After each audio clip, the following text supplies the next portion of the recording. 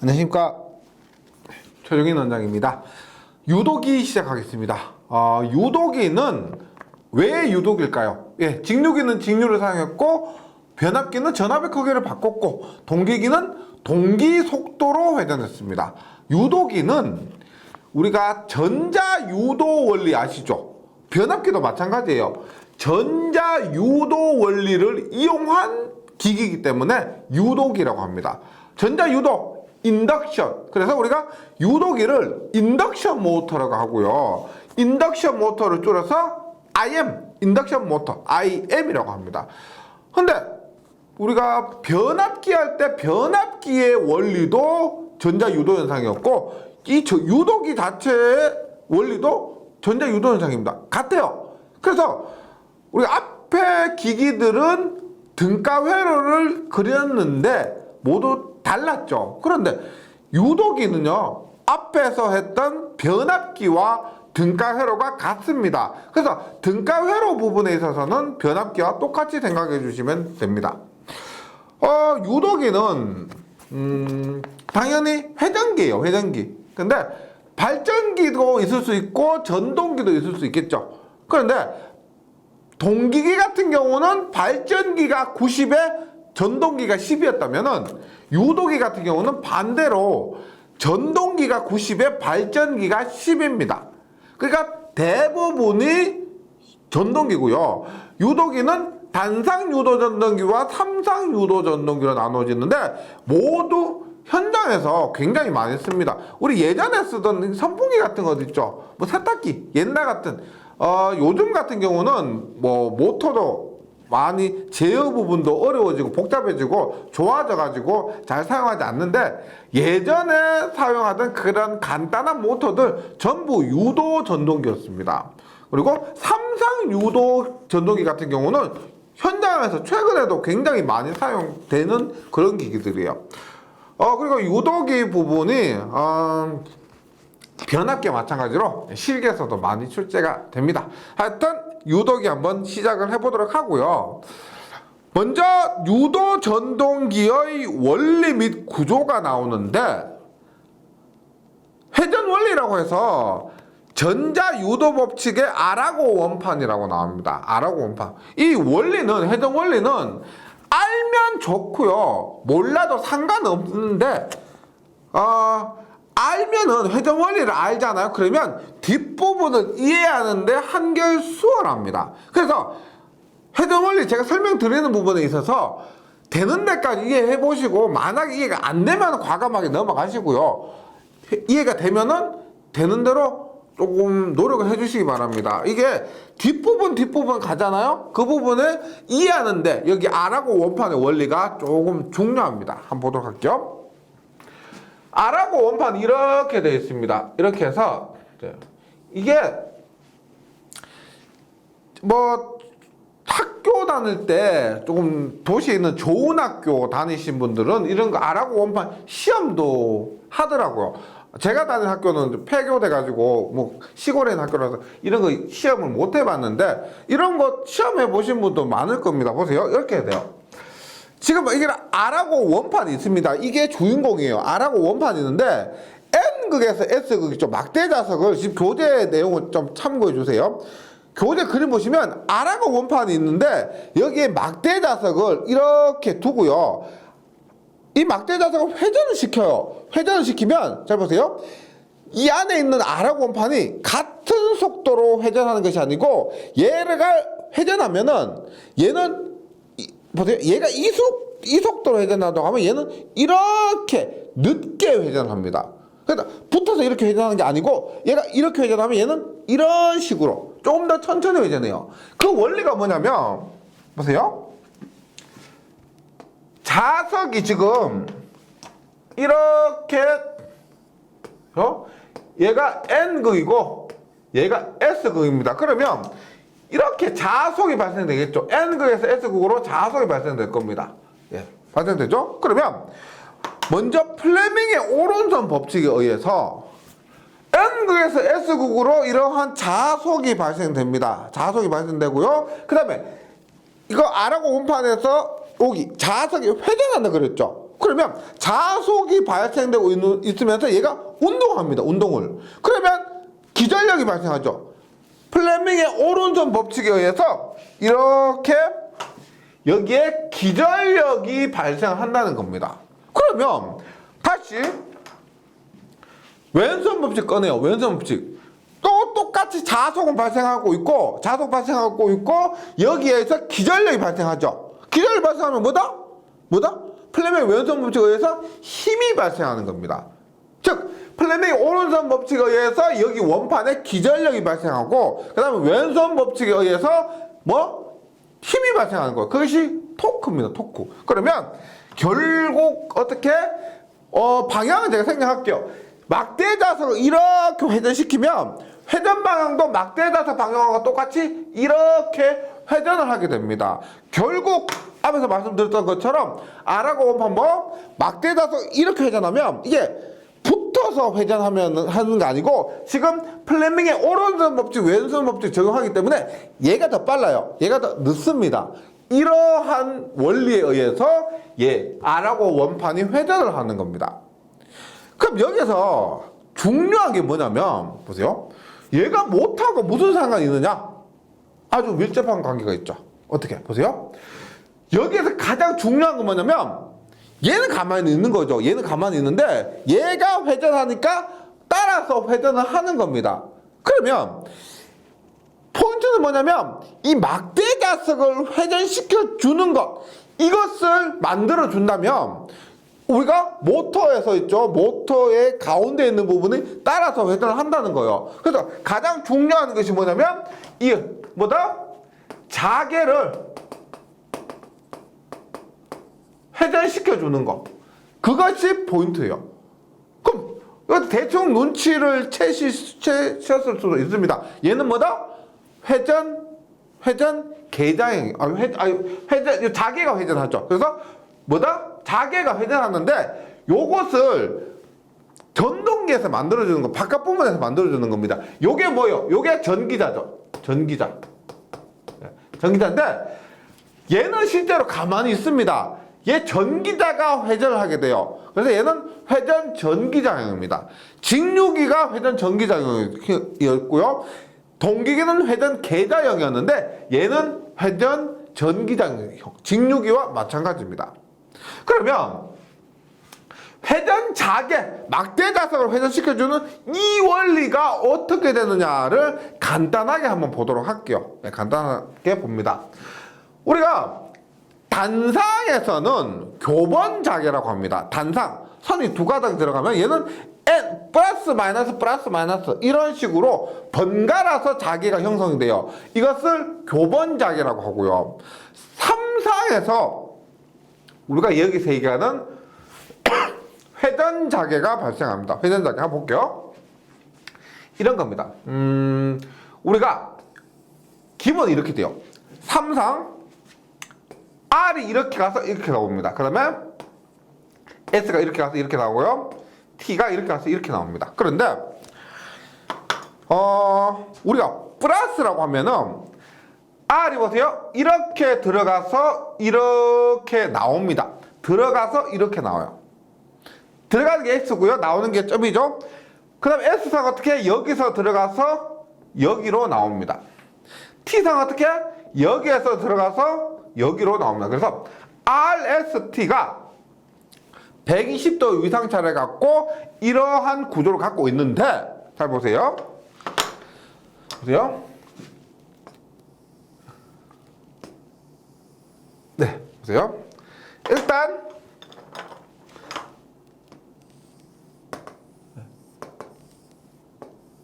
R상입니다. R상. 그 다음에 S상은 R상보다 120도 위상이 늦죠. 그 다음에 T상은 S상보다 120도 위상이 늦습니다. 네, 이렇게 돼요. 그러면 예를 들어서 뭐 이렇게 가고요. 그 다음에 얘가 뭐 이렇게 된다고 했을 때 보세요. 첫 번째 이때 첫 번째, 그 다음에 두 번째 이때 세 번째 요때를 한번 봅니다. 1번, 2번, 3번을 보시면 1번일 때는 우리가 R, S, T상이 있는데 1번일 때 보세요.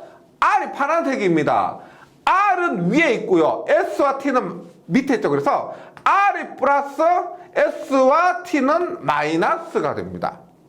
그 다음에 2번일 때는 보세요. R과 S가 플러스고 T가 마이너스가 되죠. 그 다음에 3번의 위치에서는 어떻게? R가 마이너스죠. S만 플러스입니다. T가 마이너스예요. 이렇게 됩니다. 맞죠? 그러면 보세요. 기본이 이렇게 된다고 했을 때 이 부분 한번 참고해 주시고요. 보세요. 1번은 어떻게 되느냐? 1번은 R이 플러스 S가 마이너스 T가 마이너스입니다. 그러면 R은 그대로 들어가고 나오는 것인데 S는 보세요. 들어가고 나오는 건데 마이너스니까 어떻게? 여기에서 들어가고 여기에서 나오게 됩니다. 그 다음에 T는 어떻게 해요? 들어가고 나오는 건데 마이너스니까 들어가고 나오는 게 아니고 여기서 들어가고 여기서 나오게 됩니다. 그럼 보세요. 지금 요 그림상에서 요 부분이 이렇게 되고 요 부분이 이렇게 됩니다. 그러면 앙페르의 오른나사 법칙에 의해서 여기에 들어가니까 자속이 이 방향, 들어가니까 이 방향, 나오죠. 나오니까 이 방향, 나오니까 이 방향입니다. 그러면 전체적으로 어떻게 이렇게 자속이 나오고 이렇게 자속이 들어갑니다. 얘가 N극, 얘가 S극이 되는 거예요. 이런 하나의 자속입니다. 그런데 2번 한번 볼게요. 2번 볼게요. 어떻게? R이 플러스 S가 플러스입니다. 그러면 R은 원래대로 플러스 나오고 S 플러스 나오고 T는 어떻게? 마이너스니까 들어가고 나오는 게 아니게 이렇게 들어가서 이렇게 나오죠. 그러면 똑같이 그림 그리면 어떻게 돼요? 이렇게 됩니다. 어떻게? 지금 이렇게 보세요. 지금 N극에서 이렇게 되었었는데 N극에서 이렇게 되었었는데 이만큼 회전한 거죠. 여기에서 이만큼 회전한 것과 똑같은 거예요. 그 다음에 마지막 거 한번 볼게요. 네. 어떻게? 마이너스 플러스 마이너스입니다. 그러면 마이너스니까 들어가고 나오는 게 아니고 여기서 들어가고 여기서 나오고요. S는 플러스 마이너스입니다. 그럼 어떻게? 들어가고 나가고. T는 마이너스 또 마이너스죠. 그러면 얼마? 들어가고 나오는 것이 아니고 들어가고 나가고. 그러면 이거 보시면 이렇게 됐죠. 어떻게? 하니까 요 방향 자체가 또 어떻게 돼요? 들어가니까 어떻게? 이렇게 됩니다. 그러니까 이렇게 되는 거죠. 우리가 당연히 삼상 교류를 흘려줬습니다. 삼상 전동기 삼상 교류를 흘려주니까 그냥 흘려줬을 뿐인데 어떻게? NS 이렇게 한 회전하는 자기 앞에서 말씀드렸던 그 R하고 원판에서의 회전하는 막대 자석 있죠? 그 회전하는 막대 자석이 이렇게 만들어진다는 겁니다. 그래서 우리가 삼상 교류가 굉장히 편한 것이 이렇게 회전하는 자개를 얻을 수 있다. 이게 굉장히 좋은 거예요. 사람들이 굉장히 똑똑하죠. 이렇게 해서 회전하는 자개를 만들어서 앞에서 말씀드린 그 R하고 원판의 원리에 의해서 전동기를 회전시킬 수가 있다는 겁니다. 이것이 우리가 유도 전동기의 회전 원리가 됩니다. 회전 원리가 되고요. 교재에 있는 내용은 이런 거예요. 이런 것이고, 그래서 회전 자개라는 것이 이런 것이고요.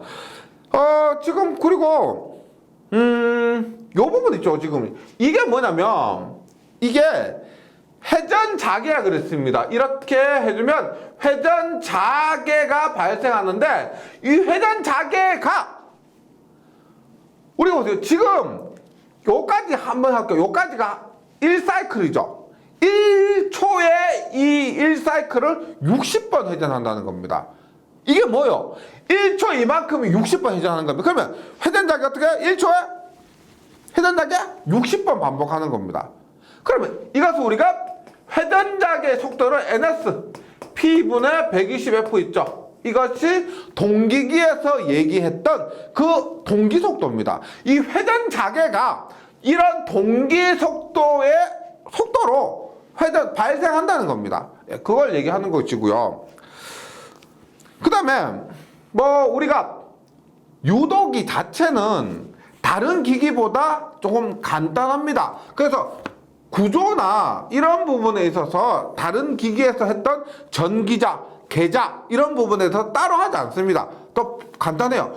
제가 예전에 유도기 설명할 때는 유도기 제가 하나 갖고 있었거든요. 유도기 하나 갖고 있어가지고 그 보여드리면서 설명을 드렸는데 잃어버렸어요. 누가 공무상에 팔아먹었는지 얼마 전부터 안 보이던데 그것 인터넷에 한번 검색해 보시면 어렵지 않게 확인할 수 있습니다. 다른 기기들보다 굉장히 간단합니다.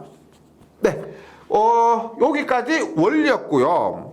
그 다음에 다음 페이지 가서 삼상 유도 전동기의 종류입니다. 우리 보세요. 동기기는 종류가 어떻게 됐어요? 철극형, 원통형 이렇게 나눠졌었죠. 계자의 모양에 의해서.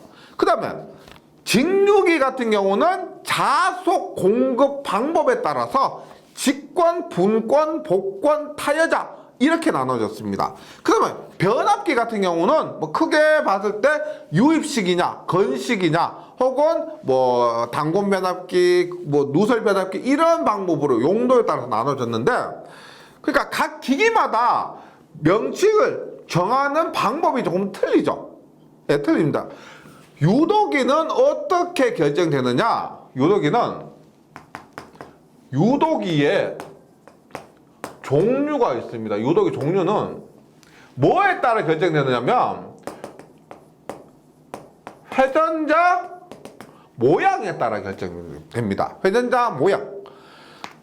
즉 보세요. 크게 보면 유도 전동기는 단상과 삼상으로 나눠지는데 그것은 입력되는 전원이 단상이냐 혹은 삼상이냐 따라서 나눠지는 것이고요. 여기에서 보통 우리가 일반적으로 유도 전동기라면 삼상을 많이 취급을 합니다. 삼상에서 회전자의 모양, 지금 회전자 앞에서 뭐였어? R하고 원판이었죠.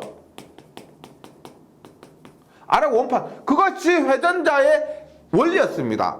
이것의 모양이, 구조가 어떻게 생겼느냐에 따라서 유도기가 결정된다는 겁니다. 그래서 회전자 모양에 따라서 우리가 농형과 권선형으로 이루어지게 됩니다. 한번 보도록 할게요. 삼상 유도 전동기에서 회전자의 구조는 첫 번째 농형 유도 전동기가 있는데 교재 그림을 좀 참고해 주시면은요 이렇게 돼 있어요. 농형 보세요. 이렇게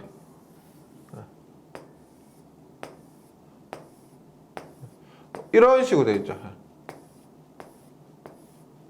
이런 식으로 되어 있습니다. 이게 높여보면 얘 뭐 같이 생겼냐면 우리 요즘은 없죠. 동물 학대 때문에 요즘 없는 것 같은데 다람쥐 안에 들어가서 쳇바퀴 있죠. 다람쥐가 안에서 뺑글뺑글 돌리는 거 있죠. 그 다람쥐 쳇바퀴처럼 생겼습니다. 그래서 농형이에요. 농형. 예. 다람쥐 쳇바퀴 할 때 하는 농입니다. 요 농인데 요것이 우리가 단락환이고요. 단락환이고 요것이 우리가 2차 도체 혹은 단락고리라고 합니다. 단락고리. 그래서 요 단락고리를 단락환으로 용접하거나 혹은 납땜을 해요. 납땜을 해서 사용합니다. 이거 R하고 원판 대신에 이러한 것을 사용하는 것이 농형 유도 전동기입니다. 농형 유도 전동기요.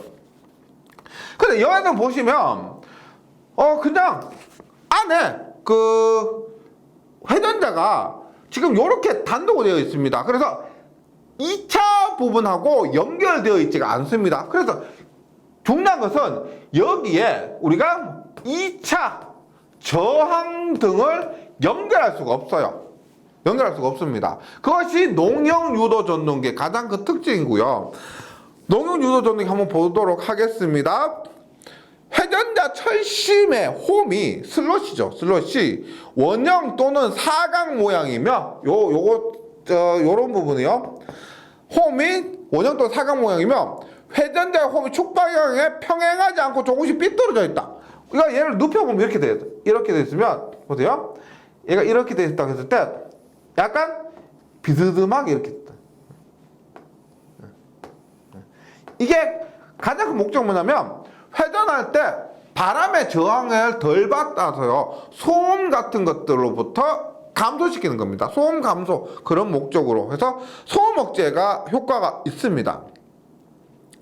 그 다음에 구조가 간단해요. 구조가 간단하고 튼튼하며 취급하기 쉽고 운전 중일 때 성능 우수하나 우리가 전동기에서 중요한 것은 뭐냐면 운전 중일 때 성능보다 기동할 때 성능이 좋아야 됩니다. 보세요.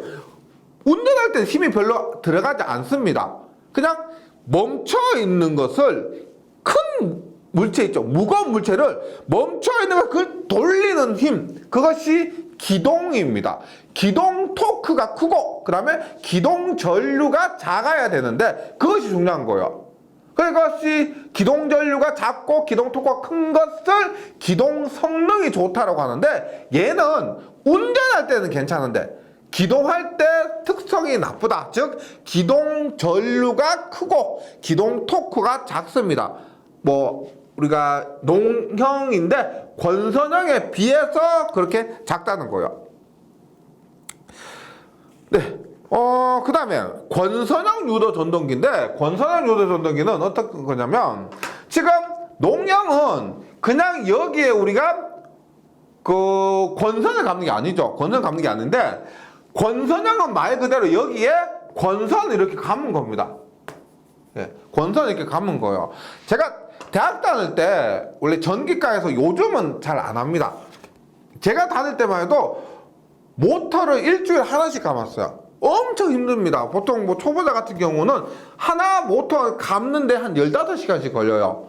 예, 권선수 계산도 해야 되고 토크 계산도 해가지고 몇 번을 감아야 되느냐를 계산하는데 예, 이것을 우리가 권선을 감는 이유가 힘을 더 좋게 하고 토크를 더 좋게 하고 기동 전류를 작게 할 수가 있습니다. 그 다음에 중요한 게 뭐냐면 농형은 구조상 여기에다가 2차 저항 및 다른 것을 연결할 수가 없습니다. 그래서 특성을 개선시킬 수가 없는데 권선형은 여기에 권선을 감았어요. 권선을 감았으니까 그 권선에 다른 2차 저항 등을 연결해서 특성을 좋게 할 수가 있다는 겁니다. 이것이 권선형의 가장 큰 특징이고요. 그래서 교재를 한번 보도록 합니다. 권선형 유도 전동기 같은 경우는 회전자 철심의 홈 속에 슬롯 속에 구리 도체를 넣어서 감은 도체를 넣어서 고정자 권선과 같이 고정자 우리 아라고 원판에서 막대자석 회전시키기 앞에서 설명드렸던 거 있죠? 그것도 고정되어 있는 삼상입니다. 그것과 마찬가지로 고정과 권선과 같이 회전자에도 삼상 결선을 한 것이 권선 유도 전동기고요. 내부 결선은 대부분 Y 결선합니다. Y 결선하고요. 단자는 각각 슬립링에 여기 단자 끝부분이라는 거죠. Y 결선한 끝부분에는 슬립링에 접속시킵니다. 그 다음 얘는 당연히 농형에 비해서 권선을 감았으니까 더 복잡하죠. 회전자의 구조가 복잡하고 슬립링과 브러쉬를 통해 기동저항기 여기에 저항을 연결할 수가 있습니다. 기동저항기 혹은 2차 저항기라고 하는데 접속하기 때문에 구조가 복잡하고 운전이 어려운데 그러면서도 왜 사용하느냐?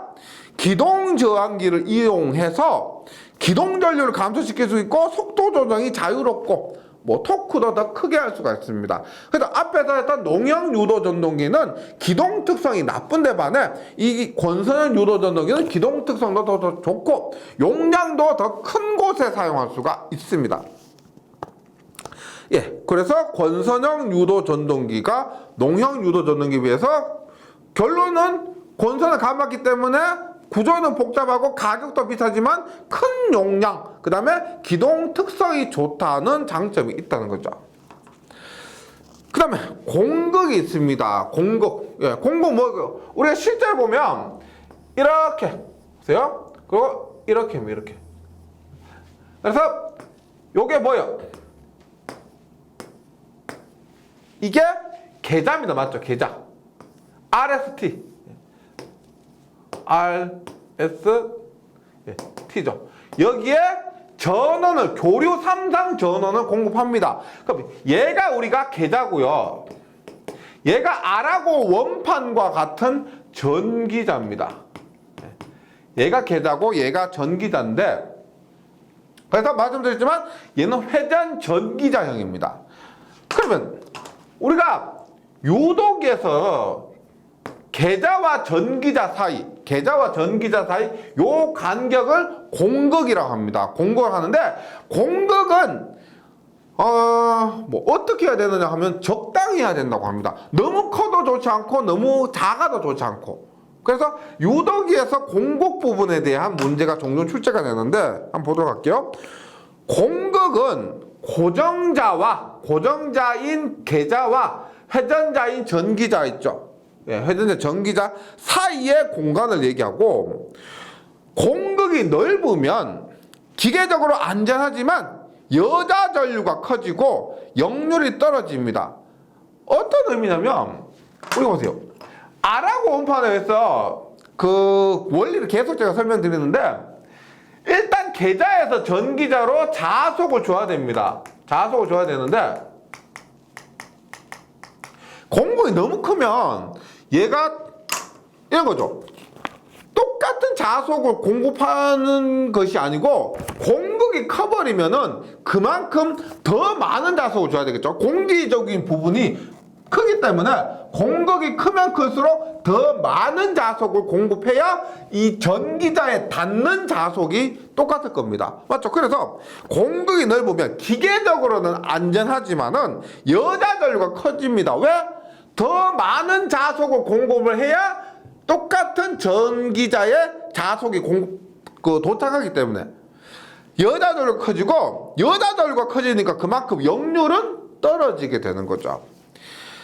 근데 공극이 좁으면 진동과 소음의 원인이 됩니다. 너무 빡빡하다는 거죠. 너무 빡빡해서 진동과 소음의 원인이 되고, 그 다음에 기계적인 부분에 의해서, 얘는 어떻게 보면 실험적인 값이라고 보시면 돼요. 실험을 해보니까 공극이 좁으니까 누설 리액턴스가 증가하고 순간 최대 출력이 감소, 그 다음에 철손이 증가한다. 이 부분은 따로 암기를 좀 해주시기 바랍니다. 시험에 의한 시험을 해보니까 공극이 작을 때, 클 때 비교하면 이렇게 된다라고 이해해 주시고요.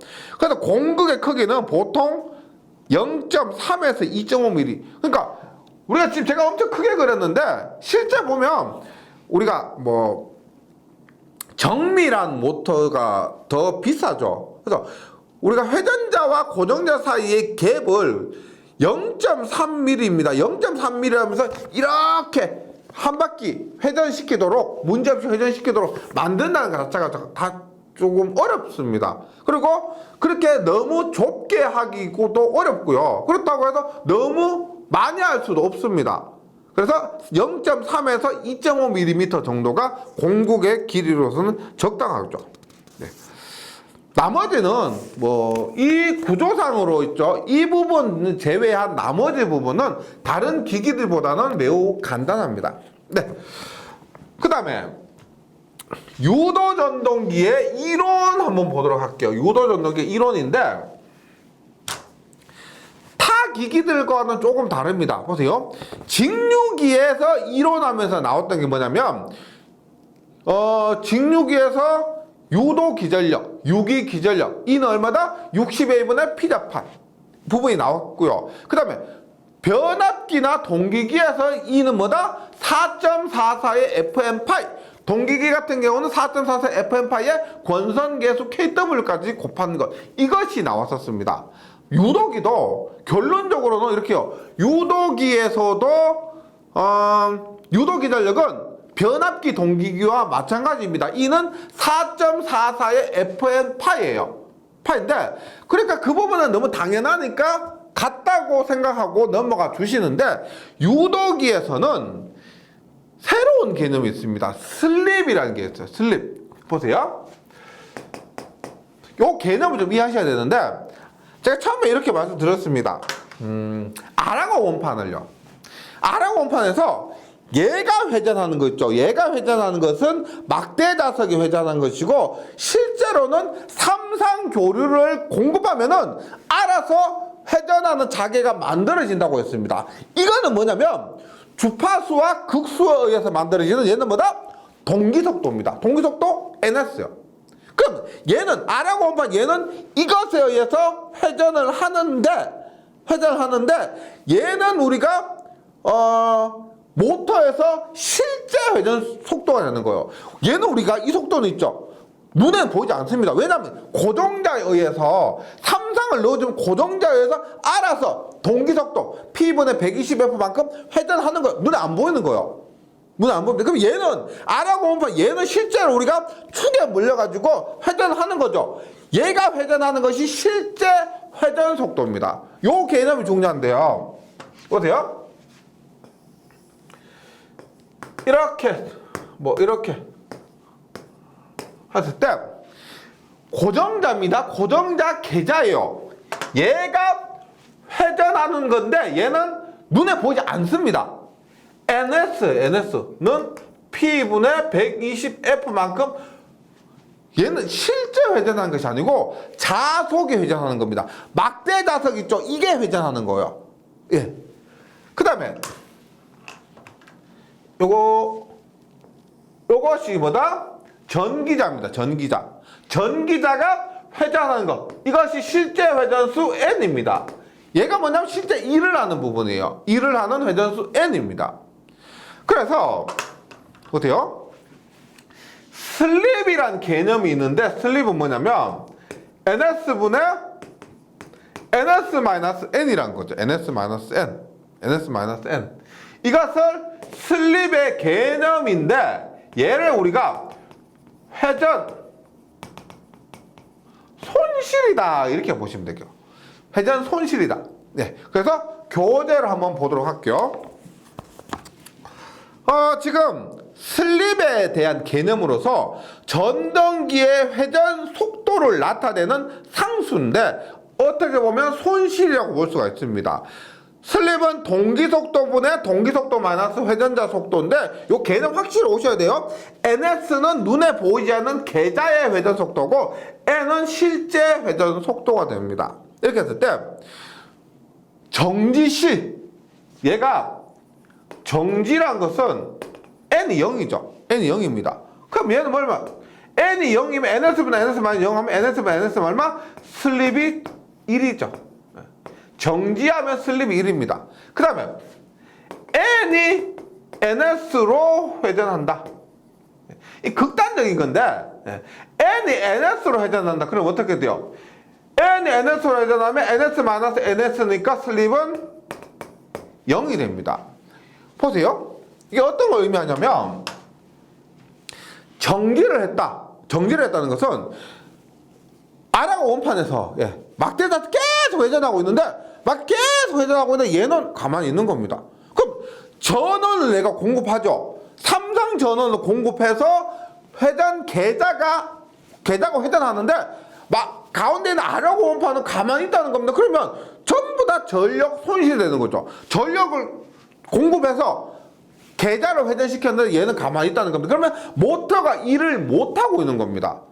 맞죠? 그래서 이럴 때는 슬립 1, 회전 손실이 100%입니다. 그런데 이렇게 가장 좋은 상태에서 얘가 회전해요. 1초에 1분에 1800rpm 회전합니다. 그런데 얘도 똑같이 이렇게 회전 봤을 때 이렇게 같은 속도로 회전합니다. 그럼 모터의 생명은 회전해야 되는 거죠. 모터가 회전을 해야 일을 하는데, 얘가 같은 속도로 회전을 하니까 손실이 없다는 겁니다. 손실이 없다는 거예요. 그래서 개념적으로 봤을 때 슬립은 이렇게 됩니다. 슬립. 그래서 전동기 자체에 우리가 회전만 봤을 때는 슬립이 뭐 0일 때가 더 좋은 거죠. 슬립이 1이라는 것은 모터로서의 역할을 못하는 겁니다. 회전 못하는 상태예요. 전원만 공급하지 얘는 가만히 하고 있는 거예요. 그러한 상태가 우리가 슬립 극단적인데, 실제 슬립은 전동기에서 0보다 크고 1보다 작은 상태로 회전을 하겠죠. 네, 실제 이렇게 회전할 겁니다. 그래서 이렇게 해주시고요. 그 다음에 동기 속도는 이렇게 있으니까 공식을 한번 변형을 해볼게요. 보세요. 이 공식에서 S는 NS분의 NS-N입니다. 그러면 얘가 넘어가니까 SNS는 NS-N이고요. 얘가 이렇게 오고 얘가 이렇게 넘어가면 N은 NS-SNS NS의 1-S가 되죠. 그래서 얘를 변형 어떻게 해? 첫 번째 어떻게 해? N은 NS의 1-S. 실제 회전 속도는 동기 속도에서 1-슬립 값을 뺀 것만큼 회전하는 겁니다. 그 다음에 NS는 얼마? 1-S분의 N입니다. 1-S분의 N. 그래서 1-S분의 N인데 지금 만약에 이렇게 나오겠죠. 만약 if 사극 60Hz 사극 60Hz다. 유도기가 사극 60Hz입니다. 그리고 이것이 슬립이 0.3이라 하면 N 얼마냐? 사극 60Hz NS 얼마예요? NS는 P분의 4분의 120 곱하기 60이죠. 얼마가 된다? 1800rpm입니다. 우리가 동기 속도는 1800rpm이면 회전수는 그때 슬립 0.3으로 회전한다고 하면은 실제 회전수가 얼마? 1800 곱하기 1-0.3의 속도로 회전을 한다는 것을 알 수가 있죠. 이렇게 해서 동기 속도와 회전 속도의 관계를 슬립으로 나타낼 수가 있습니다. 슬립으로 나타낼 수가 있죠. 그 다음에 요거 있죠. 요거 우리가 SNS 있죠. SNS 요거 SNS 요게 뭐냐면 동기 속도와 실제 회전 속도의 차입니다. 그러니까 동기 속도 얘하고 실제 회전수의 차 있죠. 이것이 SNS입니다. 이것은 상대 속도라고 합니다. 상대 속도라 해서 곧 나오게 되고요. 그 다음에 슬립이 나왔으니까 슬립의 범위를 한번 보도록 할게요. 슬립의 범위. 요 슬립에 대해서 우리가 유도기를 공부하잖아. 그러면 유도기를 공부하는 내내 슬립이 나옵니다. 유도기는 슬립 전동기라고 할 만큼 슬립이 계속 나와요. 봅니다. 슬립은 NS분의 NS-N에서 첫 번째 유도 전동기는 일반적으로 전동기는 동기 속도보다 회전 속도가 더 늦죠. NS보다 N이 더 작습니다. 그래서 전동기는 슬립이 0보다 크고 1보다 다 작습니다. 1보다 작아요. 그 다음에 두 번째 발전기가 있습니다. 발전기는 동기 속도보다 안쪽 있죠. 안쪽이 전기자가 더 빨리 회전해야 됩니다. 즉 발전기에서는 N과 NS 중에서 안쪽에 있는 N이 NS보다 더 빨리 회전해야 돼요. 그럼 어떻게 돼요?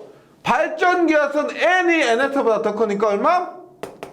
슬립이 0보다 작은 경우가 됩니다. 발전기는.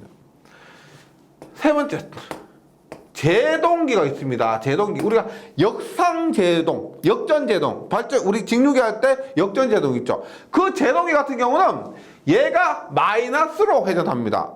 역방향으로 회전해요. 그러면 NS-N 하니까 NS분의 NS-N 하면 NS분의 NS 플러스 N 되죠. 그럼 얘는 어떻게 된다? 슬립이 1보다 더 커져버리는 거죠. 슬립의 범위, 전동기는 0에서 1, 발전기는 0보다 작고요, 제동기는 1보다 더 크다. 이러한 관계도 정리를 해주실 필요가 있습니다. 그 다음에 유도 기전력과 주파수 개념을 한번 보도록 합니다. 예, 한번 볼게요. 이런 걸 봅니다. R상, T상, S상, T상인데 여기에서 3상 전원을 공급해요. 그리고 여기가 전기자가 회전을 하는데 잘 보세요. 계속 R하고 원판의 그 개념을 함께 생각하셔야 됩니다. 1차 측에 내가 E1과 그 다음에 1차 측에 I1과 1차 측에 F1을 넣었습니다. 1차 측 전압, 1차 측 주파수, 1차 측 전류가 넣었어요. 그러면 2차 측이 회전을 합니다. 2차 측에도 권선을 감았죠. 그러면 전기적으로 연결하지 않았지만 2차 측에도 뭐다? E2와 I2와 F2가 발생을 하는 겁니다. 그렇게 하니까 여기 2차 측에 R하고 원판에서 기전력이 발생하죠. 기전력 발생해서 힘이 발생합니다. 그러기 위해서는 2차 측에 유도 기전력이 발생하고 전류와 주파수가 존재하게 됩니다. 그러면 그것들은 1차에 넣어준 값과 어떤 관계가 있을 겁니다. 1차에 넣어준 E1, I1, F1과 2차에 걸리는 전압, 전류, 주파수가 어떤 관계를 가지느냐를 생각을 해보셔야 되는데, 그 전에 먼저 지금 할 것이 요건데요. 요런 개념 한번 보도록 할게요. 이 버스가 있어요. 버스가 있는데 내가 여기 서 있습니다. 그럼 보세요. 내가 서 있는데 버스가 왱 하고 지나갑니다. 그럼 나는 가만히 있어요. 가만히 있는데 버스가 왱 하고 지나가면 바람 엄청 불죠, 맞죠? 바람 엄청 붑니다. 그러면 나는 서 있고 얘가 빠른 속도로 달려가면은 나는 이 버스에 의한 영향을 많이 받는 겁니다. 그 두 번째로 내가 달리기를 엄청 잘해요. 그래서 버스가 가는데 내가 버스 속도만큼 달려가고 있습니다. 내가 버스하고 똑같은 속도로 가고 있어. 그러면 나는 버스에 의한 영향은 받지 않죠. 서 있을 때는 버스에 의한 영향을 많이 받는데 만약에 같은 속도로 회전한다면 버스에 의한 영향을 받지 않는다는 겁니다. 그래서 많은 분들이 좀 착각하시는 게 이런 게 있어요. 보세요. 모터 회전하는데 계좌가 회전을 하고요. 내가 가만히 있다라고 하면은 내가 주파수가 내가 회전하지 않으니까 0Hz다라고 생각하시죠. 예. 그런데 내가 영향을 받는 거에 대해서는 보세요. NS만큼 회전하고 있는 내가 가만히 있다라고 보면은 나는 회전하는 NS죠. 버스에 의한 영향을 다 받는 겁니다. 결국 나는 1차에 의한 주파수와 똑같은 주파수로 영향을 받는 거예요. 그 만약에 똑같은 회전하요. 똑같이 회전해요. 똑같이. 그러면 나는 똑같이 회전하니까 1차에 의한 영향을 받지 못한다는 겁니다. 이러한 개념이 거꾸로예요. 거꾸로. 그래서 보세요. E2가 있습니다. E2가 있고 E1이 있어요. 그러면 정지했으는 내가 정지했다는 겁니다. 버스 생각했을 때 E2는 E1과 똑같아요. 왜 똑같으냐? 나는 정지했기 때문에 1차에 의한 영향을 모두 받는다는 겁니다. 그래서 E2와 E1이 같은 거예요. 그 다음에 F2, 2차 주파수는 F1과 같은 겁니다. 같은 거예요. 정지했을 때는요. 근데 만약에 N이 NS라고 하면은 E2는 얼마다? 0이에요. F2도 0입니다. 반대로 생각하셔야 돼요. 반대로. 그러면 슬립 S로 회전을 하면은 슬립 S로 회전하면 어떻게? E2는 얼마? S의 E1, F2는 S의 F1. 예, 요 관계를 정리해 주시면 됩니다. 뭐 유도하고 자시고 할 것 없고요. 요건 어떻게 보면 반대로 생각하시면 되겠죠. 반대로 F1과 F2, 그 다음에 E1과 E2의 관계요. 그래서 교재에 있는 내용 이겁니다. 볼게요. 유도 기전력 부분인데, 유도 기전력 공식은 4.44 FM파입니다. 그것은 당연히 알고 계신다 생각하고 넘어가고요. 전동기가 정지하고 있는 경우에, 정지하고 있습니다. 예, 정지하고 있을 때 E2, 회전자는 E1, 고정자에 의한 기전력을 모두 받는다. 버스 생각하세요. 버스.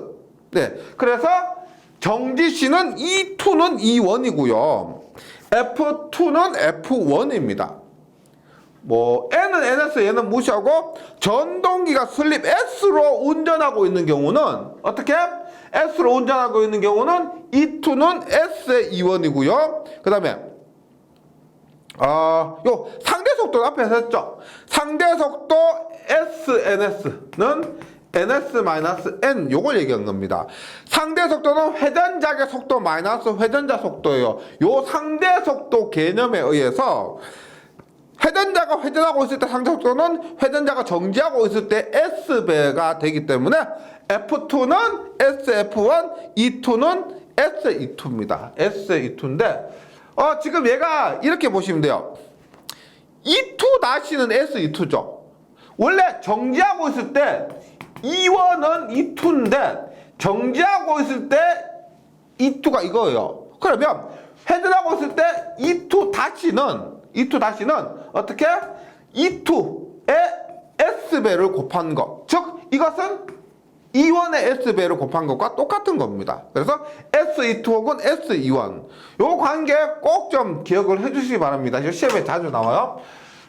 얘는 뭐 크게 의미가 없는데 슬립 S로 회전하고 있을 때 E2와 F2와의 관계. 그 다음에 전압비가 있습니다. 전압비. 그래서 E2-분의 E1은 E2-분의 E1은 앞에서 했죠? E2-는 SE2분의 E1입니다. SE2분의 E1. 만약에 권수비가 같다면 1차 권수와 2차 권수가 같다면 S분의 1이죠. 그런데 E2분의 E1 우리가 변압기 할 때 A는 E2분의 E1은 뭐 N2분의 N1 이런 관계에서 E1과 E2의 권수비가 A라면 어떻게? S분의 A가 되고요. 그 다음에 1차 측의 권선계수, 2차 측의 권선계수가 또 다르다면 KW1, KW2 이렇게 되는 거죠. 그래서 권수비가 다르고 권선계수가 다르면 교재에 있는 것처럼 S의 KW2분의 KW1이고 N2분의 N1은 권수비 A로 쓸 수가 있다는 겁니다. 이런 것이 유도 기전력 부분. 그래서 슬립과 관계돼서 중요한 부분인데요. 다시 말씀드리지만은 헷갈리지 않으시면 돼요. 이 부분 있죠. 반대로 생각하시면 됩니다. 당연히 정지해 있는데 왜 전압이 있냐? 정지해 있는데 왜 주파수가 있냐라고 하면은 이 답이 안 나와요. 정지하고 있는데 1차 축으로부터 받는 전압, 1차 축으로부터 받는 주파수라고 생각하셔야 됩니다. 그렇게 했을 때 SF1, SE2, 뭐 SE1 이러한 관계가 성립이 된다는 거죠. 네. 그 다음에 유도 전동기에 등가 회로가 있는데 유도 전동기에 등가 회로가 있는데 이 등가 회로는 말씀드렸지만 전자 유도 원리를 이용하기 때문에 변압기와 동일합니다. 그럼 보세요. 변압기와 동일하게 이렇게 쓸 수가 있습니다. 그리고 1차 곧 2차 이렇게 됩니다. 얘를 1차를 2차로 혹은 2차를 1차로 환산시키면 지금 교재에 있는 것처럼 이렇게 나올 수가 있고요. 어드미턴스 컨덕턴스, 서셉턴스, R1, X1, R2, X2 이렇게 나타낼 수가 있습니다. 그런데 제가 다른 설명 안 들어요. 왜? 유도 원리를 이용한 변압기에서 이 등과 회로를 그렸기 때문에 변압기와 동일하다고 보시면 되겠습니다. 예, 동일하다고 보시면 됩니다. 그럼 이렇게 했을 때 우리가 요 부분이 1차고요. 요 부분이 2차인데 우리가 특성을 위해서는 실제 1차는 별로 취급을 안 해요. 우리 1차는 전원 공급해서 자속 만드는 것밖에 없어요. 자속 만드는 것밖에 없기 때문에 보통 우리가 1차는 두고 2차 봅니다. 그래서 먼저 나오는 게 뭐냐면 등가 회로는 이렇게 그리지만은 2차 전류를 한번 구해보도록 할게요. 그래서 이렇게 보세요. 얘가 R2고요. X2입니다. 2차 부분. 그리고 여기에 2차로 넘어온 전압을 우리가 E2라고 할게요. E2라고 합니다. 그러면 얘가 E2는 만약에 1차와 E1과 권수비가 같다면은 이 E1과 E2는 같죠. 권수비나 권선 계수가 같다면 E1과 E2는 같습니다. 이 상태에서 여기에 흐르는 전류를 구해볼게요. 이게 여기서 이거죠. 이거. 2차에 흐르는 2차 전류입니다. 2차에 흐르는 2차 전류 구하는데 얘가 정지에 있을 수도 있고 회전할 수도 있겠죠. 근데 먼저 정지에 있을 때 요렇게 요게 단락되었다고 봅니다. 단락되었다고. 그러면 2차 전류 I2는 2차의 임피던스 분의 2차의 전압이 되겠죠. Z2 분의 E2가 됩니다. 그러면 얘는 Z2는 어떻게 돼요? 루트에 R2의 제곱 플러스 X2의 제곱 분의 E2. 얘가 정지에 있을 때 2차에 흐르는 전류입니다. 이거 잘 기억해 주시고요. 정지에 있을 때 2차에 흐르는 전류인데 의미가 없죠. 왜? 모터가 정지에 있다는 것은 모터로서의 기능을 못하기 때문에 이때 전류 구해봤자 큰 의미가 없습니다. 왜 구했느냐? 어디 써먹을 때가 있어요. 네, 그럼 보세요. 정지에 있을 때 이렇다고 봅니다. 그러면 두 번째 회전하고 있을 때 한번 볼게요. 앞에서 했던 내용과 조금 이어서 해야 됩니다. 보세요.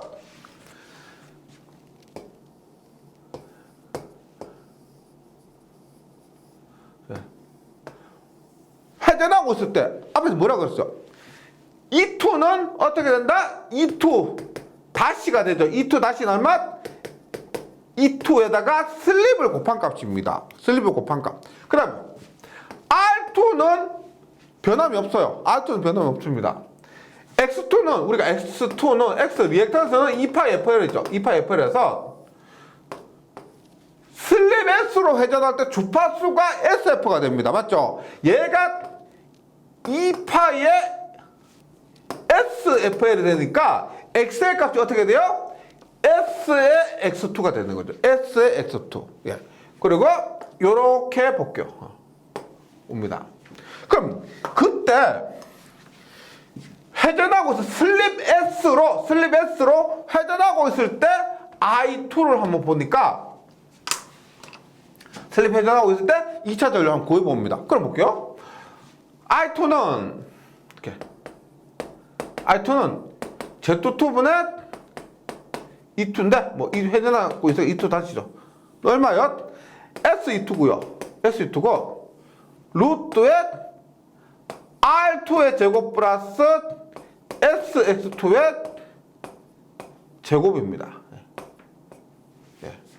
근데 여기서 좀 기술을 써봐요. 보세요. 분모 분자에 S분의 1을 곱해요.